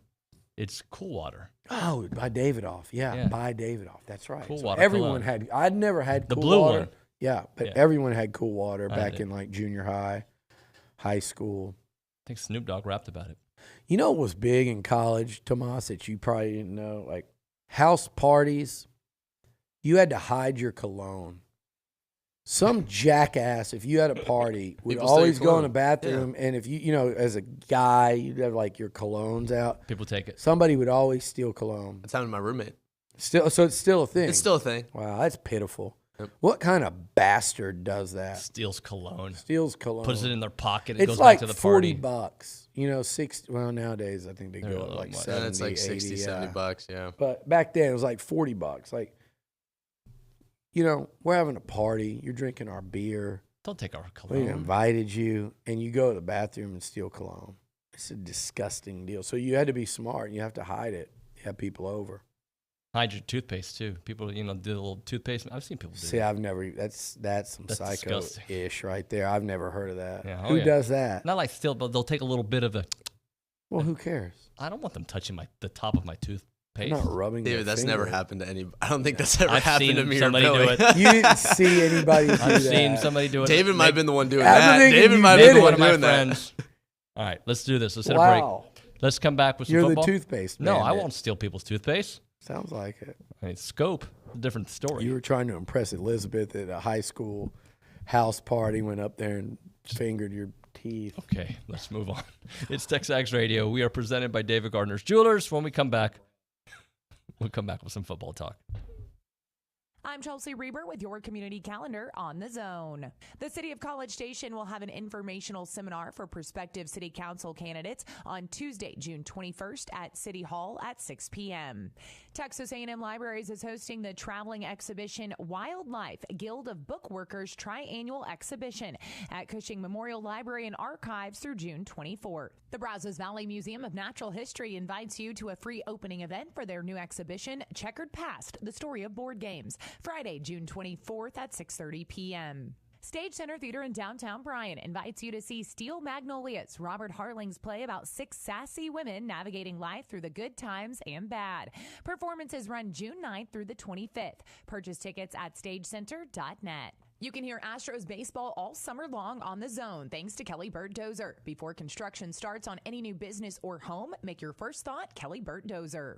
That's your community calendar. I'm Chelsea Reber on The Zone. We're here with Jason Rollo of Rollo Insurance. Jason, what makes Rollo unique when dealing with small businesses? Well, we're a business ourselves, and we grew from a notepad to 16 locations. And when you come from the perspective of doing it yourself, I think you understand what business owners face because we face the same things. Technology needs, dealing with those who are clients, as well as dealing with employees, agents. We understand because we're in the same boat, and that gives us a unique perspective in dealing with people and trying to help them. For more information, go to rolloinsurance.com/TexAgs. You want to feel important. You want to be a part of something bigger, something that matters and can help change things. You want to feel like you belong. We know. We felt that way too. And that's why we did something about it. We aren't just Army National Guard soldiers. We are normal people just like you. And together, we can make a difference. Take on your legacy. Visit NationalGuard.com to find out more. Sponsored by the Texas Army National Guard. Aired by the Texas Association of Broadcasters and this station. Yeah, it's Coach Ice-T. Who's ready to spin? We're starting with a big hill. Let's ride. Why is Ice-T leading our spin class? Oh, it's probably the Honey Nut Cheerios. He found out they can help lower cholesterol. Now he's having fun taking care of his heart in all sorts of new ways. That's right, Buzz. Now, spinners, really pour your heart into it and pick it up. Learn more by picking up a box of Cheerios and check out our Pour Your Heart Into It audio workouts with Ice-T and Buzz to get your heart pumping. On Sports Talk, I visit with author Howard Bryant on his Ricky Henderson biography about all the talent that came out of the city of Oakland. All of that migration and the talent that went with it all lived in the same place. So you had Frank Robinson from Texas, and Joe Morgan from Texas, and Kurt Flood from Texas, and Bill Russell from Louisiana, Ricky, Lloyd Mosby from Arkansas. All of them ended up within 20 blocks of each other. It's just, it's an incredible amount of talent. Sports Talk, it's an education. Weekdays from 4 to 6 on the Zone.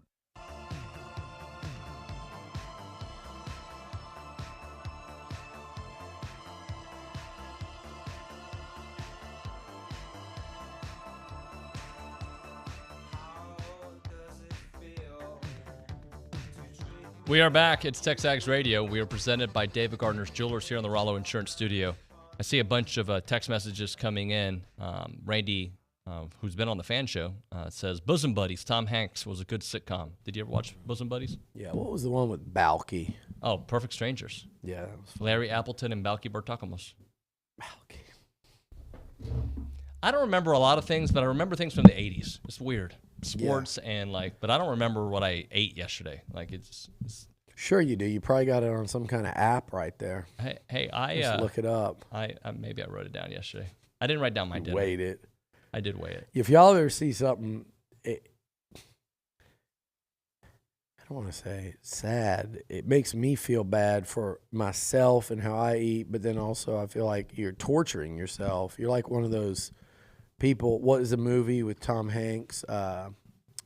The Da Vinci Code. Oh, yeah. And that guy, whenever he strays or fails at his thing, he just lashes himself. No lashing.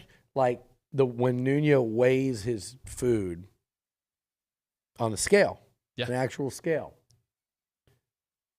It's interesting. Me and Dalton weigh our food, and we weigh it by how heavy the skillet is. When the waiter is the waiter using two hands or one. I'm a very process-oriented person in everything I do. You follow plans. Yeah, and that's keeps your structure. Yeah, it fuels you. When I was out of town, I didn't weigh my food once. I even had sweets one day. And by the way, you called me when you had pizza the other day. I did have pizza. By the way, are we working out today? If you can, I'd love to. Well, when can you go though? Whenever. We got the game. Yeah, we can't. We have to. Yeah, I can go early. Okay. Anyway, hey, people love when we talk fitness on the show. Let's talk some football. Get into football. College it's more football. Fun when I talk fitness because I'm joking around. You and Bronny start talking, and it's like I've tried to stop. I've gone into ketosis, and my water balance was off, so I had to. He does talk about that. So recruiting wise, June. There was, we've had camps, we've had visits. Where do you want to start? It's crazy because Howell and Bronny have been doing a tremendous job covering camps, covering the visits, getting guys in here after every weekend, every day. Big names from around the country, doing the follow-up interviews. The thing is, everybody wants commits right now. And A&M's sitting on about 5. One of them, not to take anything away, look at their lineage. One of them is a punter, so 4 position players. And that feels really low. But you look at all the guys the Aggies have been recruiting for an extended period of time, months, even a year in some cases. They're all still on the board. Nobody's falling off. The guys are waiting this year more so than I think I've ever seen. I don't know if that has to do with NIL. It probably does. Obviously, the off-season official visits, which started a few years ago, are factoring in. But I think NIL is playing a role too. And I think people are just kind of waiting to see where the best offer is. It's just the reality of college football now. And it's not just A&M. They're not committing anywhere. So a lot of big names. I'm looking at our list. Just official visit-wise, the amount of high 4- and 5-star guys that they've had on campus, either camp but primarily OV unofficials, is absolutely insane. It's too long to even talk about. But something that stands out to me, the quarterback situation is pretty interesting. You had Jaden Rashada out of California. I'm just going to say, I don't see him ending up at A&M for a lot of reasons. I just think he ends up, I don't know if it's somewhere like Miami or Ole Miss, but I don't think he ends up at A&M. I think he's going, and I think he ends up in one of those type places. Dante Moore from Detroit, who's in here this past weekend, that visit went really well. The Aggies made a big move in that recruitment. That is a legitimate possibility now. He's 5-star, absolute stud, one of the very best in the country. That one, to me, suddenly I push into being quite possible. And then Austin Novosad's coming in. The Baylor commit. And look, this is a guy from Dripping Springs. He's not going to bring the big ranking with him, but the offers are starting to really come in. A couple weeks ago, Ohio State offers the kid. Bronny and Hal have watched him every step of the way. They think at damn near every place they've watched him, he's been the best quarterback there. Mm-hmm. I still think at the end of the day, that's a guy that really fits because you're going to have a returning starter. At worst, you're going to have 2 big-name guys still on campus. You'd love to get a quarterback in that understands, like, hey, I'm gonna sit, I'm gonna marinate, I'm gonna be ready to take a job. Because in today's college football, some of these guys, if they're not starting year 1, they're out. Right? They're out. Yeah, they're out, and they're gonna have somebody shopping for them behind the scenes to get them out too. So interesting at QB. But what stands out to me, the DB situation. I love the 2 they've got already. They've already got a couple big-time cover men. But you look at, like, Tony Mitchell, with Bravion and Javon already committed. Those guys, I think, take that room to another level already in their ability to cover. Both of them can play corner. But you got Tony Mitchell. You got, you got Muhammad coming in here. But Marvin Burks really impressed this past weekend out of St. Louis. I mean, and I think A&M shot up his list as well. And you've got the Antonio Johnson connection and the success he's had at the position. Sharif Denson out of Florida, another guy that's borderline 5 that if I'm predicting today, I could see A&M getting Tony Mitchell and Sharif Denson, which absolutely ridiculous if they got those 2. DBs, this class is going to take that room into another level. Elite, a whole nother level. This class they just had and that group. But what jumps out at me about all the guys they've had visiting, where A&M, I think, could kick absolute ass this year, is on the O-line and at receiver. They just got so many guys coming that are good and real options, and they need to do it at linebacker. I'm going to be very interested to watch Anthony Hill's recruitment over the next month or so. I still love A&M's chances there. I really do, and he could change the entire dynamic of that moving forward and really take that class to another level. But you look on the O-line, and they're right in it in New Jersey with Chase Besantis. I think that's A&M LSU probably at the end of the day. There's guys that I'm not gonna mention that they could probably get, but they're waiting because of guys like Besantis, because of guys like Harris Sewell. I think that's gonna be Aggies, Clemson, Michigan. TJ Shanahan had a tremendous visit. Love A&M's chances there, with who I think is the best O-lineman in the state.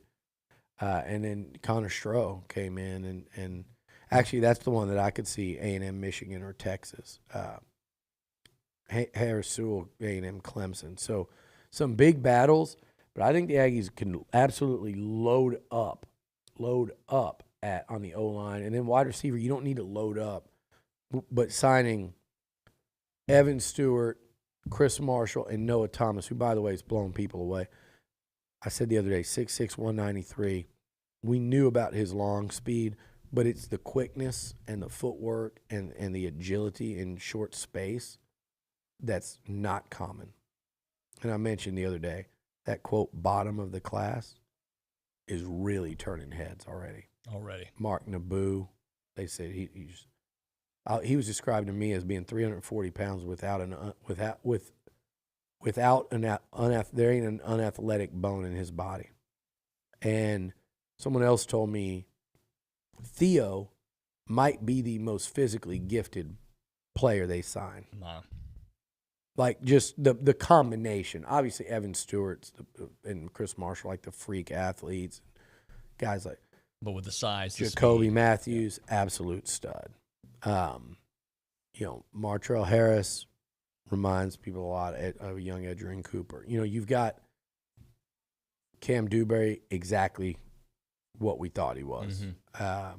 Hunter Erb, better than advertised, even though they saw him in camp. He came in big. He's moving.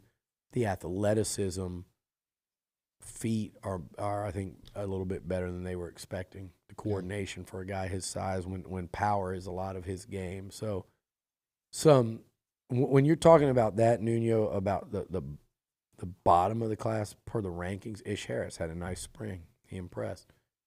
That's when you go, okay, this number one class of all time might even be better. And by the way, I'm hearing great things on Gabe Brownlow-Dindy's recovery and progress. He's already running full speed straight line and can go and weighs 308 pounds. Walter Nolan sitting there at 310. Shamar Stewart, absolute stud. And they mentioned to me how impressive it is to watch guys like Eni White and Malik Silla to kind of cut it loose and run out there. They're gifted edge guys. So this really is like the perfect recruiting class. It really is. It's crazy. But so at receiver, it's not – if you could get two complete studs, and if you need to get three, you could take a third guy that you really like Noah Thomas was last year, and maybe that's an early get. But between Jalen Hale, they love Andy Jean, who recently visited. Hakeem Williams, obviously the 5-star. And then they've got, Anthony Evans is a guy that to me could be like Anthony Evans. And they're recruiting the 5-star USC commit, and A&M's not scared to try to flip a guy now. They're not scared at all, and they're going to go guns blazing after him. Between him, Hakeem Williams, Andy Jean, Jonte Cook, Jalen Hale, that's like 5 guys. If they could get 2 of those 5, and I really like a guy like an Anthony Evans now. From Judson, you've got his teammate committed in Bowens. Evans can flat out go. He is a burner. Bronny liked him the very first time he went and saw him when he was an Arkansas commit. That could end up being like a third guy for you. But if you could get 2 of those 5 or 6 to go with the 2 you just signed and Noah, you're talking about a national championship caliber room. All right, let's hit a break here. We're way late. Right now, caller number 1, we're going to give you a free car wash from Aggieland Express Car Wash in South College Station off of William D. Fitch in Greens Prairie. Aggie owner-operated with the friendliest staff and the personal touch. They offer a monthly membership. We'll give the first caller a free car wash right now from Aggieland Express in South College Station, 979-693-1150. His playlist might have Oasis, Bad Bunny, and Kanye, but he's thinking about his Aggies all the time. It's David Nuno and TexAgs Radio on The Zone. Here's Brad Beard of Intercon. As the old saying goes, if your only tool is a hammer, everything looks like a nail. At Intercon, we have a full toolbox to meet your window needs. Perhaps your home is ready for a full retrofit to vinyl windows. This full replacement option beautifies your home while improving thermal efficiency, noise reduction, and dust penetration. On the other hand, your existing windows may just need some maintenance. The glass in your existing windows may be replaced, in many cases upgraded to more efficient options. The mechanism in your windows can be replaced to allow the window to operate more smoothly. Maybe you just need solar screens on some windows to eliminate hot spots in your home that tax the air conditioning system and make some rooms unlivable. With the breadth and depth of Intercon's knowledge and product offering, we can find the solution that meets your needs and budgetary constraints. Trust your friends at Intercon to understand your needs and use the best tool for the job. Whether you have new construction or an existing home, let the fine folks from Intercon help your home energy efficiency year-round. Call Brad Beard of Intercon today at 823-3639. That's 823-3639. TNT Janitorial would like to salute everyone who is serving our great country, to the men and women who have helped to uphold and strengthen all that is guaranteed to us through the Constitution. Our thoughts and prayers are with you as you defend our freedom. This message is from the staff at AT&T Janitorial. Family-owned, Marine Corps veteran, office cleaning, window washing, and more. One call cleans it all. Dial 979-220-6423. That's 979-220-6423. TNT Janitorial, thanking all the men and women of our military for their service. We're looking for the best, and we want you to decide. Voting is now open for the 22nd year of the Best of the Brazos Valley. Tell us who you like best in dining, shopping, wellness, services, and everything that makes this the best place to live. Vote online now at bestofthebrazos.com. Thanks in part to our sponsors, Gold Star Barber Studio, Visiting Angels, Cooper's Old Time Pit Barbecue, and Physicians Premier Emergency Room. Voting ends July 5th. You get one vote, so make it count at bestofthebrazos.com. At Progressive, you can get 24/7 protection, even if you break the space-time continuum. Ted, wake up. Huh? You look exactly like me. I am you, Ted, from the future. You need to call Progressive. What? Why? Well, they have 24/7 protection when you bundle your home and auto. And my teleportation cube just smashed into your car. Wait, you crashed into my car? Technically, it's our car. Progressive offers more than a great price when you bundle home and auto. We offer round-the-clock protection, which literally means anytime. Coverage from Progressive Casualty Insurance Company, affiliates, and third-party insurers, and subject to policy terms. Bundle discount not available in all states or situations. I, Louis Bellina, would like to invite you to hang out with me and my friends weekdays from 11 to 2 right here on The Zone. It's the Louis Bellina Show, presented by King Ranch Saddle Shop. Friends like Alan Ward of Brigadoon Brewery, Billy Liucci, Olin Buchanan of the TexAgs universe, people like Joe Sheehan of the Joe Sheehan newsletter, Bubba Bush of BV MMA and Fitness, and more. It's the Louis Bellina Show, presented by King Ranch Saddle Shop, weekdays 11 to 2 on The Zone.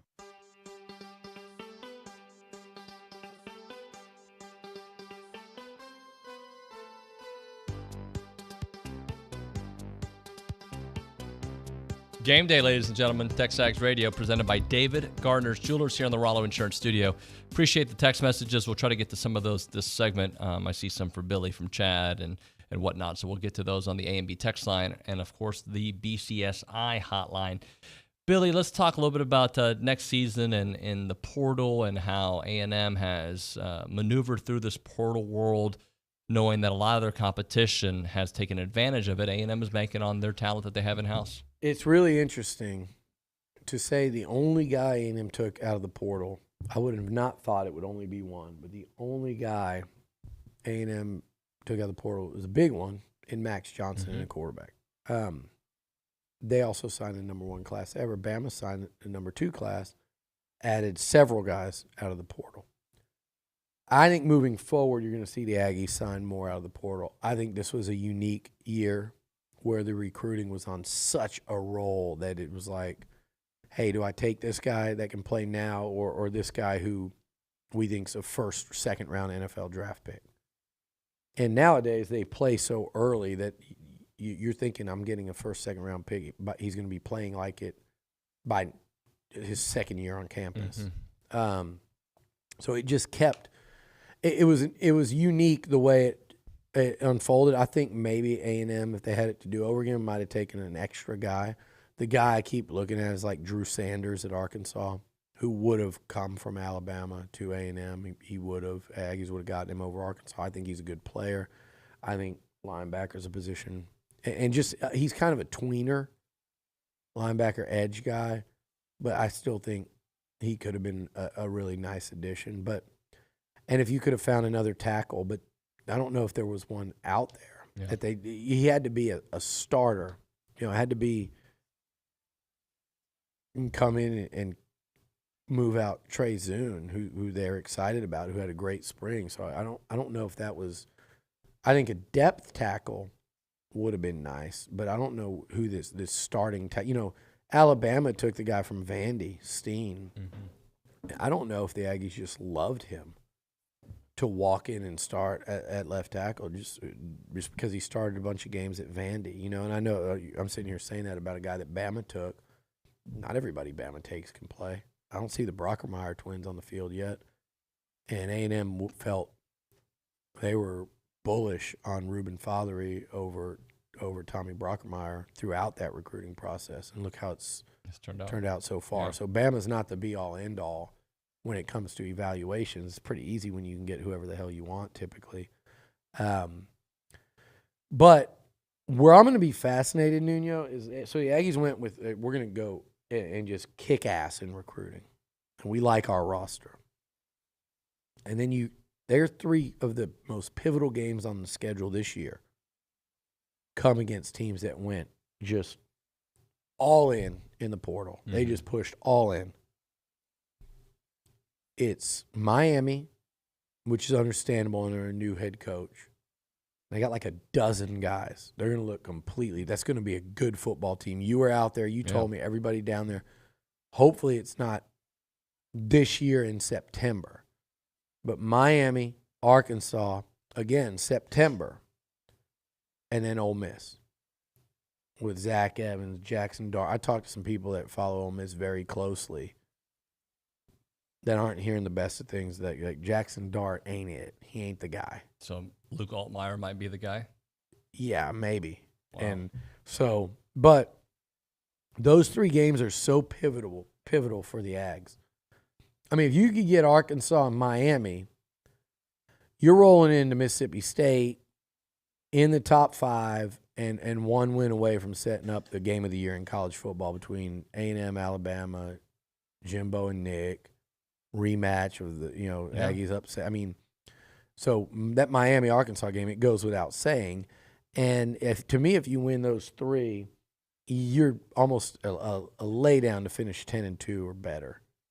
If you're good enough to win those 3, so how A&M fares against teams that just went all in on the portal, it's really going to help. It's going to go a long way towards defining this season and setting up the immediate future for A&M, because I still stand by what I say all along. If they go 10-2, go to New Year's 6, particularly if they win it, bring back a starting QB, bring back their whole line, have that whole recruiting class entering year 2, you might be talking about preseason number 1 in 2023.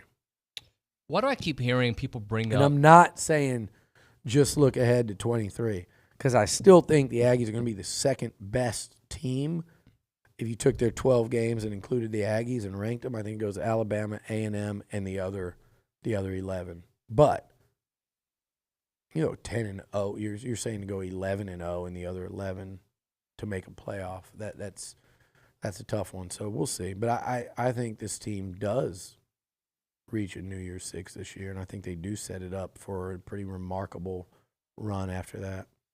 Off topic, but why do I keep hearing the Wake Forest conversation come up now? Like, it's so much of it has been out there.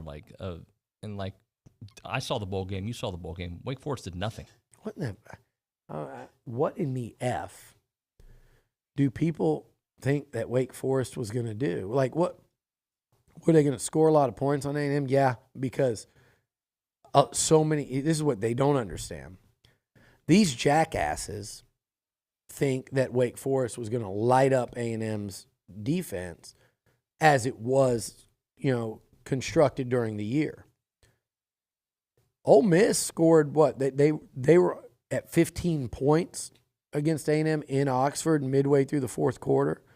I mean, Arkansas seemed to cut A&M up. They scored 20 in that football game. They were in the mid-30s against Bama. That A&M defense caused all kinds of problems for the Heisman Trophy winner and Bryce Young. I don't understand, what they thought Wake was going to – now, what we knew, and I don't think these jackasses knew, and who's talking about it? I've heard it from Feinbaum. I've heard it on different shows. Paul brings it up, too. I think that's ridiculous. Yeah. But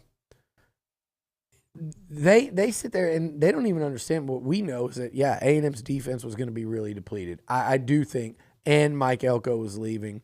I do think Wake would have scored a lot of points. But they didn't score more than 30. What did they score? 27 or 33 against Rutgers. And by the way, their defense is terrible. Well, and that's where I was going. Defensively, what in the blue hell do these morons think Wake Forest's defense was going to do? And again, the morons didn't realize that Haynes King was out there just running wild in practice looking spectacular, which is why so many people I think are too focused on like what they saw in a spring game versus what Haynes was doing in fall practices, where they were like, oh man, he's not only back, he's better. But what did they think they were going to do to Haynes King, Devon Achane, and Anias? If A&M had to, they could have ran the ball every play with an Achane and Anias. Devon Achane would have run for 200+ against them. And the Aggies would have scored. It would have been a track meet like the last time those two teams met at worst. At worst, it would have been that kind of track meet. So I don't understand. Like, fine, A&M was going to have to engage in a shootout with Wake because of all the guys off their defense. But the people saying this aren't even thinking that A&M was going to be without 2/3 of their defense. They weren't even thinking that. They're just saying it because they assumed Wake Forest was going to light up an A&M defense that really did not get lit up once last year. Even like Mississippi State, like moved the ball on them throughout, and Will Rogers had a great game. But what was that score? 25 to. I mean, that was a low scoring. Yeah. Too. Like it didn't happen. It wasn't a thing. It's not real. So I don't know what they were talking about. Hey, we got to hit a break. By the here. way, Wake Forest couldn't block. If that was A&M's healthy, veteran D-line, which it wouldn't have been, but what these charlatans think, they wouldn't have blocked those Aggie defensive linemen. Wake Forest's O-line would have been on their ass for 4 quarters. Let's hit a break here. We'll finish up the hour with a couple questions on the text messages on the A&B text line. It's TexAgs Radio. This is your community calendar on the Zone. The theater company of Bryan College Station presents Disney's Newsies. Performances run June 10th through the 26th. Purchase tickets online at theatercompany.com/tickets. Texas A&M is hosting an international collegiate robotics competition at the Memorial Student Center June 25th through the 27th. Come watch teams from all over the world compete. For more information, go online to tamurobomasters.com. Brazos County Master Gardeners invite you to an educational program featuring Ann DeLeon, the nursery manager at the Farm Patch. Tuesday, June 28th at 7 p.m. at the Brazos County Extension Office. Support the Sexual Assault Resource Center through their Be a Light campaign by making a donation at sarcbv.org. Enter now at zone1150.com to win your Texas Summer Survival Kit thanks to Field the Family. Win tickets to Fiesta Texas, the Bombers, the Cinemark Theater, and gift cards to Superior Auto Service and Field the Family. Email your upcoming community events to news@wtaw.com. You know us through the Aggie Ring and our work helping current and former students. You also know that we work to uphold our traditions and help bring Aggies together around the world. We are the Association of Former Students, and it's our mission to provide resources, support programs, and cultivate the experiences that you know and love. But have you ever stopped and wondered why? Why does the association support Texas A&M and Texas Aggies? Why are we always here, there, and everywhere for the Aggie Network? Why do we tirelessly work to ensure that the Aggie experience is both unforgettable and life-changing?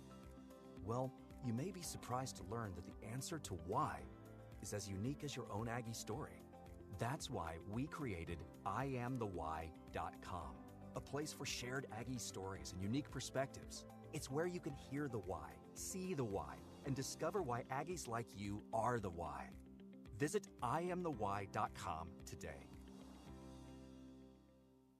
Since 1957, Slovačik Sausage in Snook has been making the best tasting sausage in Texas from the same family recipe. Slovačik is the official sausage of Texas A&M Athletics. Whether it's from the grill to the family gathering or from the pit to the neighborhood party, serve the sausage voted best in the Brazos Valley. Serve Slovačik. Be sure to come in and check out their full-service meat market, relax on the front porch, or grab some fresh kolaches from their bakery on your way out. Slovačik Sausage, Highway 60 in Snook.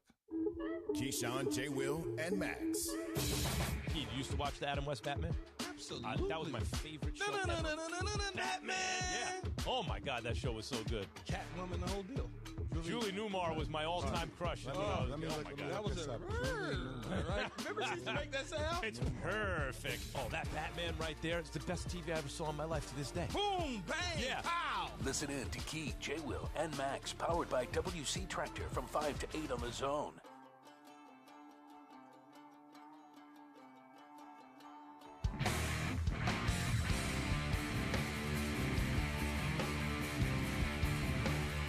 Couple of minutes left here in the second hour of TexAgs Radio, presented by David Gardner's Jewelers here in the Rollo Insurance Studio. Billy's here with us for a couple more minutes. Let's go to the News and Social Center. We got some questions coming in. Tomas Romo is manning the fort there. I got a question for you, Billy, from Chad. He says, will A&M pay Yetsky and early enough to keep them? With TU looking for a pitching coach, would hate to lose someone like Yetsky. Yeah, I mean, has his name been linked to Texas? I don't know why an A&M fan would just instantly be afraid to lose an outstanding pitching coach to Texas that has been here 1 year. They went to the College World Series. They're recruiting lights out. You just beat that ass 2 days ago, and the first thing this A&M fan thinks of is, man, I'm afraid we're going to lose him to Texas. I hate that part of it. I like the question. Is A&M going to pay up to keep Yetsky in early? First of all, I think they paid a lot to get Yetsky. Mm-hmm. I think Yetsky was sitting there possibly positioned to take over at Arizona. And then their head coach went to LSU. I'm sure he tried to get him to go to LSU, and he picked Jim Schlossnagle and A&M, and it's gone incredibly well for them this year. And by the way, I know Nate very well. He's one of my favorite dudes to come through. You talk about, by the way, he could sit here and do a football show with us. That guy loves him some football, college, pro, Aggie football. They seem like a close staff, too. They're very close. Loves A&M. So, yes, and the big one is early, and you watch this team hit. It's been just absolutely incredible, the job he's done. He's going to have so many options, but I don't think at his age he has a significant head coaching option to leave for yet. But hitting coach, because remember, he's volunteer assistant this year, so hopefully that new rule gets put in where there's no limits, which I think it will this summer. Then you can hire him as an assistant. Either way, Early is going to get paid.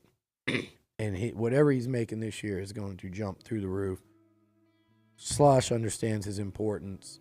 The right people at A&M understand that you need to hang on to him if at all possible. And sometimes he might get something at the pro level that's just so damn good it's too good to pass up. But if not, your job is to pay him enough to keep him from taking anything else at the college level, barring a surprise head coaching job, which I think he's not quite there yet. He's so young, but he's a freaking stud. Yeah. Person, coach.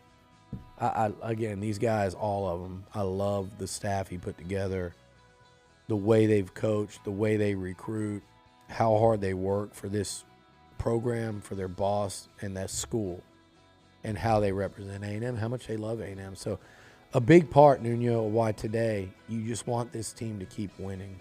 We talked about it all year. The coaches, the athletes. It's just such a great group, and you want to see this thing keep going. I think it will. I think it's going to be tough. I think they'll figure out a way today at 1 o'clock. Thank you very much, Billy. All right, appreciate you coming in. All right, hopefully we'll have more to talk about with Billy tomorrow. Aggie's got to keep on winning. All right, when we come back, hour number 3, Bronny going to be joining us, and Boomer White join us at the bottom of the hour. It's a fun show here. Baseball the rest of the way. It's TexAgs Radio, presented by David Gardner's Jewelers. Did you receive a call or message that mentioned Social Security and demanded immediate action? Did the caller know your Social Security number or other personal information and tell you that your Social Security number had been used in connection with the crime? Did you feel worried that your Social Security number might be suspended, your bank account might be frozen or seized, or you could be arrested? That is not the Social Security